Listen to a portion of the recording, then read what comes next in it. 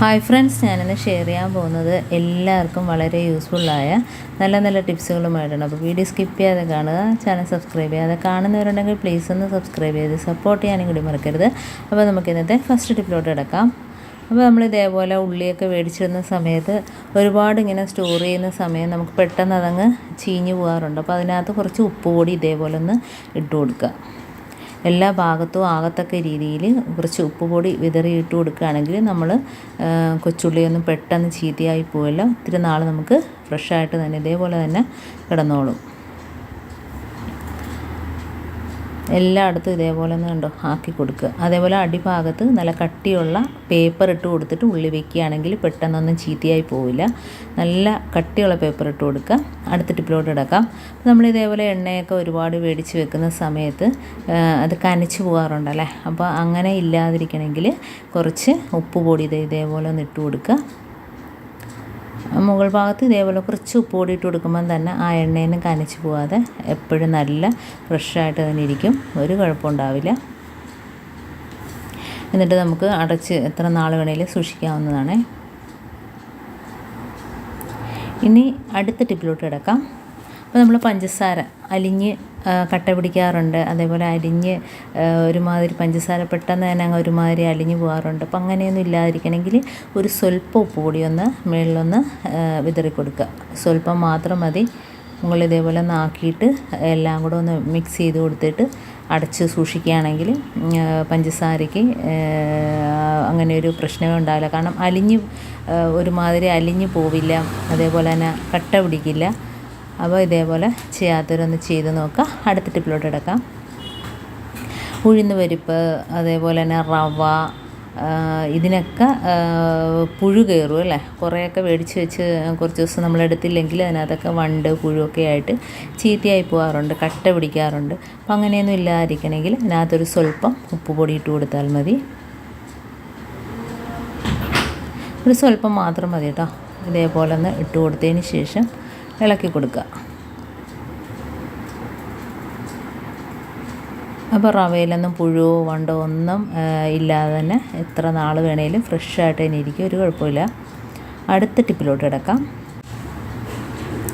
അടുത്ത ടിപ്പ് എന്ന് പറഞ്ഞാൽ നമ്മൾ കുടംപുളി ഇതേപോലെ കണ്ടോ, കൊർക്കാപ്പുളി കുടംപുളി എന്നൊക്കെ പറയും. അപ്പോൾ ഇത് ചീത്തയാകാതിരിക്കാൻ വേണ്ടിയിട്ട് നമ്മൾ മേടിക്കുമ്പം തന്നെ കുറച്ച് ഉപ്പ് പൊടി ഇതിനകത്ത് ഇട്ട് കൊടുക്കുക.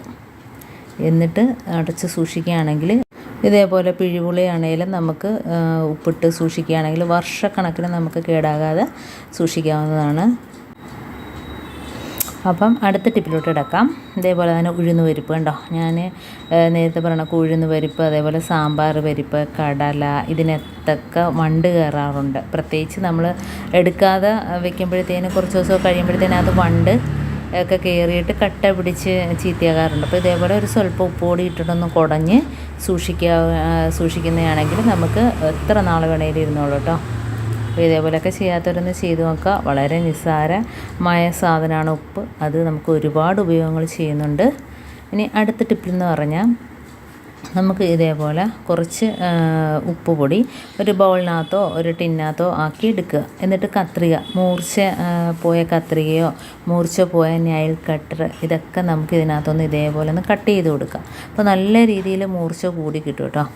അപ്പോൾ ഇതേപോലെ ഒന്നാക്കി കൊടുത്താൽ മതി. ഒരു 5 മിനിറ്റ് ഇതേപോലെ ഒന്ന് ആക്കി കൊടുത്തിട്ട് നമ്മൾ തുണിയൊക്കെ മുറിക്കുകയാണെങ്കിൽ നല്ല രീതിയിൽ മുറിഞ്ഞ് കിട്ടും. അതേപോലെ നെയിൽ കട്ടർ ഇതേപോലെ ഒന്ന് കട്ട് ചെയ്ത് കൊടുക്കുക. നല്ല രീതിയിൽ നമുക്ക് മൂർച്ച കൂടി കിട്ടും. ഉണ്ടോ? ഇനി നമുക്ക് അടുത്ത ടിപ്പിലോട്ട് കിടക്കാം. അപ്പോൾ നമ്മൾ മീനൊക്കെ കണ്ടിച്ച് അതേപോലെ ഇറച്ചിയൊക്കെ പൊരിച്ച് കഴിഞ്ഞാലൊക്കെ ഒരു ബാഡ് സ്മെല്ല് ഉണ്ടാകാറുണ്ടല്ലേ. അപ്പോൾ അങ്ങനെ ഇല്ലാതിരിക്കണമെങ്കിൽ നമുക്ക് ഇതേപോലെ നമ്മുടെ കിച്ചണിലൊന്നും ഉപയോഗിക്കാത്തൊരു ടിൻ എടുക്കുക. കാരണം ഇതിനകത്ത് കുറച്ച് ഉപ്പ് പൊടി ഇട്ടതിന് ശേഷം നമ്മൾ കംഫോർട്ടാണ് ഒഴിച്ചു കൊടുക്കുന്നത്. കംഫോർട്ടിന് ഭയങ്കര ഒരു സ്മെല്ലാണല്ലോ. അപ്പോൾ ഉപ്പിനകത്ത് ഒഴിച്ചു കൊടുക്കുമ്പോൾ ആ ഒരു സ്മെല്ല് നമുക്ക് കുറച്ച് ദിവസം നിൽക്കും. അപ്പോൾ അതിന് വേണ്ടിയിട്ടാണ്.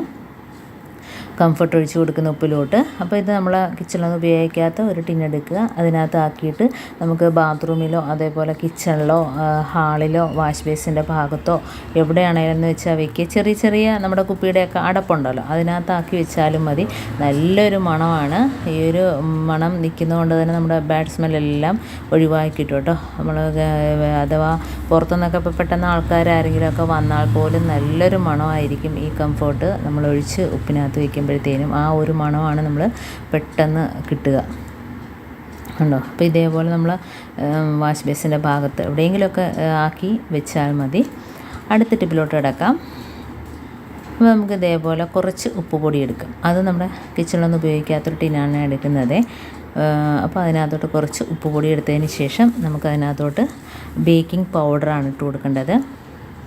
അപ്പം ഇത് കൊണ്ടുള്ള ഉപയോഗമെന്ന് വെച്ചാൽ നമ്മുടെ ടൈല്, ബാത്റൂം, അതേപോലെ കിച്ചൺ ടൈല്, ബാത്റൂമിൻ്റെ ടൈല്, ക്ലോസറ്റ്, വാഷ് ബേസിൻ, ഇതിൻ്റെയൊക്കെ മഞ്ഞക്കറ പോകുന്നതിനൊക്കെ വളരെ ബുദ്ധിമുട്ടാണല്ലേ. അപ്പോൾ ഇതേപോലെ ബേക്കിംഗ് പൗഡറും അതേപോലെ വിനാഗിരിയും പിന്നെ ഉപ്പ്, ഈ 3 സാധനമാണ് ഞാനതിനകത്ത് ഒഴിച്ചു കൊടുക്കുന്നത്. ഉണ്ടോ. ഇത് വെച്ച് ഒന്ന് തേച്ച് കൊടുക്കുകയാണെങ്കിൽ നമ്മളെ ടൈൽസിലേക്ക് മഞ്ഞക്കറ എല്ലാം വളരെ ഈസി ആയിട്ട് തന്നെ പോകും. കാരണം അതിനകത്ത് ബേക്കിംഗ് പൗഡറുണ്ട്, ഉപ്പുണ്ട്, വിനാഗിരി ഉണ്ട്. നല്ലൊരു സൊല്യൂഷനാണ്. നല്ലോണം ഒന്ന് മിക്സാക്കി കൊടുക്കുക. ഉപ്പ് പോരാങ്കിൽ കുറച്ചിട്ട് കൊടുക്കാവേ. അപ്പോൾ ഇത് വെച്ച് നമുക്ക് വാഷ് ബേസിനും അതേപോലെ സിങ്ക്, നമ്മുടെ കിച്ചൺ ടൈൽ ഒക്കെ വെളുപ്പിച്ചെടുക്കാവുന്നതാണ്. എത്ര കറ പിടിച്ച ടൈൽ ഇതൊക്കെ ആണെങ്കിലും പെട്ടെന്ന് തന്നെ നമുക്കിതൊന്ന് ഒരു സ്വല്പം ഇറ്റിച്ച് കൊടുത്താൽ മതി. 2-3 തുള്ളി ഇറ്റിച്ച് കൊടുത്തിട്ട് നമുക്ക് തേച്ച് കൊടുക്കാവുന്നുള്ളത്. ഇപ്പം നല്ല രീതിയിൽ ടാപ്പിനകത്തൊക്കെ അഴുക്കുണ്ട്. അതേപോലെ തന്നെ ഉണ്ടോ, വാഷ് ബേസിനൊക്കെ നല്ല കറയുണ്ട്. അപ്പോൾ ഇതൊന്ന് സ്വല്പം ഇറ്റിച്ച് കൊടുത്തതിന് ശേഷം ഒന്ന് ബ്രഷ് വെച്ച് ജസ്റ്റ് ഒരുപാടിട്ട് ഉരച്ച് തേച്ച് കഴിയേണ്ട കാര്യമൊന്നുമില്ല. ജസ്റ്റ് ഒന്ന് തേച്ച് കൊടുത്താൽ മാത്രം മതി കേട്ടോ. അതുപോലെ ടാപ്പ് നല്ല രീതിയിൽ വെട്ടിത്തിളങ്ങും. അപ്പോൾ അതിനകത്തുള്ള കറ വളരെ എളുപ്പത്തിൽ പോകുന്നതായിട്ട് നമുക്ക് കാണാനായിട്ട് പറ്റും. ഇനി പെട്ടെന്ന് തന്നെ നമുക്കിതുകൊണ്ട് കഴുകി വൃത്തിയാക്കി എടുക്കാം. നല്ല രീതിയിൽ വെട്ടിത്തിളങ്ങുന്നതായിട്ട് കാണാം കണ്ടോ. അതേപോലെ തന്നെ നമ്മുടെ കിച്ചൻ്റെ ടൈല് ഉണ്ടോ, അതിനകത്തൊക്കെ നല്ല രീതിയിൽ കറയുണ്ട്. ആ ടൈലിൻ്റെ ഇടയിലൊക്കെ ഇരിക്കുന്ന ആ കറുപ്പൊക്കെ പോകണമെങ്കിൽ ഇതേപോലെ 2-3 തുള്ളി അതിനകത്തോട്ട് ഒഴിച്ചു കൊടുത്തതിന് ശേഷം ജസ്റ്റ് ഒന്ന് തേച്ച് കൊടുത്താൽ മാത്രം മതി. വളരെ എളുപ്പത്തിൽ തന്നെ കറയെല്ലാം പോയിട്ട് ടൈലൊക്കെ ക്ലീനായിട്ട് ഇരിക്കുന്നതായിട്ട് കാണാം. അപ്പോൾ ഇതേപോലെ തന്നെ നമുക്ക് ക്ലോസറ്റിനകത്ത് ഒഴിച്ചു കൊടുക്കാം കേട്ടോ. ക്ലോസറ്റിനകത്ത് കറയുണ്ടെങ്കിൽ ഈ ഒരു സൊല്യൂഷൻ കുറച്ച് തോനെ ഉണ്ടാക്കിയതിന് ശേഷം നമുക്ക് ഇതിനകത്ത് ഒഴിച്ചു കൊടുത്തതിന് ശേഷം ഒന്ന് ഫ്ലഷ് അടിച്ചാൽ മാത്രം മതി. നമ്മളത് ഒഴിച്ചിട്ടിട്ട് രാത്രി ഒഴിച്ചിട്ടിട്ട് രാവിലെ ഒന്ന് ഫ്ലഷ് അടിക്കുകയാണെങ്കിൽ അതിനകത്തുള്ള കറയെല്ലാം പോകും. തേച്ചൊരച്ച് നിൽക്കേണ്ട കാര്യമൊന്നുമില്ല. ഇതിപ്പോൾ ഞാൻ പെട്ടെന്ന് കാണിക്കുന്നതുകൊണ്ടാണ് തേച്ചൊരച്ച് കഴുകുന്ന ടൈലെല്ലാം നമ്മൾ ഒഴിച്ചിട്ട് കുറച്ച് കഴിയുമ്പം തന്നെ അഴുക്കെല്ലാം ഇളകി പോകുന്നതായിട്ട് നമുക്ക് കാണാനായിട്ട് പറ്റും. ഇനി അടുത്ത ടിപ്പിലോട്ട് കിടക്കാം. ഇനി നമുക്ക് എലിയും പെരിച്ചാഴിയും അതേപോലെ തന്നെ പല്ലി, പാറ്റ, ഇതിനൊക്കെ നല്ല അടിപൊളി ഒരു സൊല്യൂഷനാണ്. ഇതിപ്പം ഞാൻ ഉപയോഗിക്കുന്നതെന്ന് വെച്ചാൽ ഇതിനകത്ത് വേണ്ടി ആവശ്യമായിട്ടുള്ള സാധനങ്ങൾ കോൾഗേറ്റാണ്.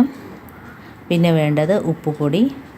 അപ്പോൾ കോൾഗേറ്റ് നമുക്ക് കുറച്ചെടുത്താൽ മാത്രം മതി. അതില്ലെങ്കിൽ നമ്മുടെ ഇതേപോലത്തെ ടൂത്ത് പേസ്റ്റ് തീർന്ന കാലിക്കവറുണ്ടല്ലോ, അത് ഇതേപോലെ ഒന്ന് മുറിച്ചിട്ട് കൊടുത്തതിന് ശേഷം നല്ല ചൂടുവെള്ളം ഒഴിച്ചു കൊടുക്കുകയാണെങ്കിൽ ആ ഒരു കോൾഗേറ്റ് പെട്ടെന്ന് അതിനകത്തോട്ട് ഇറങ്ങിക്കിട്ടും. അപ്പോൾ അത് ഇതേപോലെ കുറച്ച് നല്ല വെള്ളം ഒഴിച്ചു കൊടുത്താൽ മാത്രം മതി. പേസ്റ്റിൻ്റെ ആവശ്യമില്ല. നമ്മൾ വെറുതെ കളയുന്ന കവറുണ്ടല്ലോ, പേസ്റ്റിൻ്റെ കവർ, ആ കവർ മാത്രം മതി. അതിനകത്ത് പേസ്റ്റ് നല്ല രീതിയിൽ ഇറങ്ങിക്കിട്ടും. അപ്പോൾ പേസ്റ്റിൻ്റെ ആ ഒരു സ്മെല്ല് അതിനൊന്നും ഇഷ്ടമില്ലാത്തൊരു സാധനമാണ്. അപ്പോൾ പേസ്റ്റ്, അതേപോലെ അതിനകത്ത് ചേർക്കേണ്ടത് ബേക്കിംഗ് പൗഡർ, അതേപോലെ ലൈസോള്. പിന്നെ വേണ്ടതെന്ന് വെച്ചാൽ ഇതിനകത്ത് നമുക്ക് അതിനൊരു ആകർഷിച്ച് ആ ഒരു വെള്ളം കുടിക്കുന്നതിന് വേണ്ടിയിട്ട് ശർക്കര ഇട്ട് കൊടുക്കാം കേട്ടോ. അപ്പോൾ എന്തായാലും എലികൾ രാത്രി വെള്ളം കുടിക്കാറുണ്ട്. അപ്പോൾ ദാഹിച്ചിട്ട് വന്ന് വെള്ളം കുടിക്കുമ്പോഴത്തേനും അതിനകത്ത് ഇതിൻ്റെ ഉള്ളിലോട്ട് പൊയ്ക്കോളൂ കേട്ടോ. അപ്പോൾ ഇത് നമ്മൾ വെക്കേണ്ടതെന്ന് വെച്ചാൽ നമ്മൾ തേങ്ങയൊക്കെ ചിരട്ടയുണ്ടല്ലോ, അതിനകത്ത് വെക്കുന്നതായിരിക്കും നല്ലത്. കാരണം അതിനകത്തൊക്കെ വെക്കുമ്പോഴത്തേനും അത് പെട്ടെന്ന് തന്നെ ആ ഒരു മണം അടിച്ചിട്ട് അതങ്ങ് കുടിച്ചോളും. ഇതിപ്പോൾ ഞാൻ ഏതാണ്ട് പേസ്റ്റിൻ്റെ ആ കവറുകളൊക്കെ എടുത്ത് മാറ്റുകയാണ് ചെയ്യുന്നത്. ഇനി നമുക്കിതിനകത്തോട്ട് ആവശ്യമായ സാധനങ്ങൾ ചേർത്ത് കൊടുക്കാം. അതിപ്പം ബേക്കിംഗ് പൗഡറാണ് ഇട്ട് കൊടുക്കുന്നത്. അപ്പോൾ എത്രമാത്രം ഉണ്ടോ അതിനനുസരിച്ച് ഇതിൻ്റെയൊക്കെ ക്വാണ്ടിറ്റി കൂട്ടിയെടുക്കാം. ഇതിപ്പോൾ എല്ലാം ഞാൻ കുറച്ച് മാത്രമേ എടുക്കുന്നുള്ളൂ. കാരണം ഇതിന് എലിയെ തുരത്താനുള്ള ഒരുപാട് ടിപ്സ് ഞാൻ ഇതിനകത്ത് ഇട്ടിട്ടുണ്ട്. അതൊക്കെ ചെയ്ത് നമുക്ക് ഒരുപാട് മാറ്റമുണ്ട്. ഇപ്പോൾ നല്ല ഉപ്പ് കൂടി ഇട്ടിട്ടുണ്ട് കേട്ടോ. അപ്പോൾ എലി ശല്യം ഇല്ലാത്തതുകൊണ്ട് ഞാൻ കാണിക്കുന്നതിന് വേണ്ടിയിട്ട് മാത്രമാണ് ഇതിപ്പോൾ ആവശ്യത്തിന് എടുത്തത്. അപ്പോൾ ഉപ്പ് പൊടി ഇട്ടിട്ടുണ്ട്, ബേക്കിംഗ് പൗഡർ ഇട്ടിട്ടുണ്ട്, അതേപോലെ തന്നെ നമ്മുടെ പേസ്റ്റിൻ്റെ വെള്ളവും. ഇനി നമുക്ക് ചിരട്ടയ്ക്കകത്ത് ഒഴിച്ച് കൊടുക്കാവേ. അപ്പോൾ തേങ്ങ ചിരവിയ ചിരട്ടയായിരിക്കണം. നല്ലൊരു മണമാണ്, അതിനിഷ്ടപ്പെടുന്നൊരു മണമാണ്. അതെല്ലാം കുടിച്ചോളും. അത് ലൈസോളാണേ. അതും ഇതേപോലെ കുറച്ച് മാത്രമേ ഒഴിച്ച് കൊടുക്കുന്നുള്ളൂ. അപ്പോൾ ഇതിൻ്റെ ഉള്ളിൽ പോയി കഴിഞ്ഞാൽ ഭയങ്കര ഒരു വെപ്രാളമായിരിക്കും.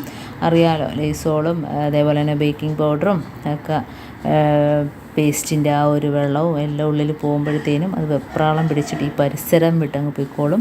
പിന്നെ വരില്ല, അത് പേടിച്ചിട്ട് തന്നെ ഉള്ളത് വരികയും ചെയ്യില്ല.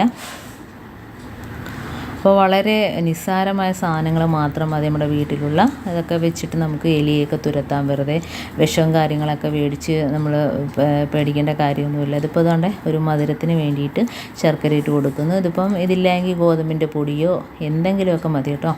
അപ്പോൾ അത് ആകർഷിച്ച് അത് വന്ന് കുടിച്ചോളും.